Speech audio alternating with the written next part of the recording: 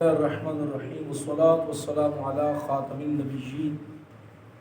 القول البدیع کی حدیث پاک ہے میرے آقا مولا صلی اللہ علیہ وسلم کی، عن عامر بن ربیعہ رضی اللہ تعالی عنہ قال سمعت رسول اللہ صلی اللہ علیہ وآلہ وسلم یخطب ویقول من صلی علی صلاة لم تزل الملائکہ تصلی علی ما صلی علی فلیقل عبد منکم او لیکثر۔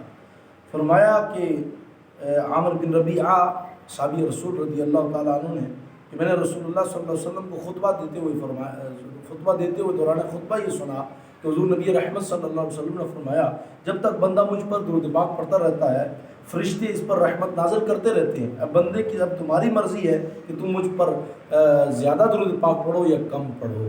صلو علی الحبیب صلی اللہ تعالیٰ علی محمد 313 مرتبہ روزانہ درود پاک پڑھ لیجئے، انشاءاللہ آپ کثرت سے درود پاک پڑھنے والوں میں شامل ہو جائیں گے اور اس کی ڈھیروں برکتیں آپ کو نصیب ہوں گی۔ اللہ مجھے آپ کو ہم سب کو مل کر اپنے محبوب دانۂ غیوب صلی اللہ علیہ وآلہ وسلم پر کثرت سے درود پڑھنے کی اللہ توفیق عطا فرمائے۔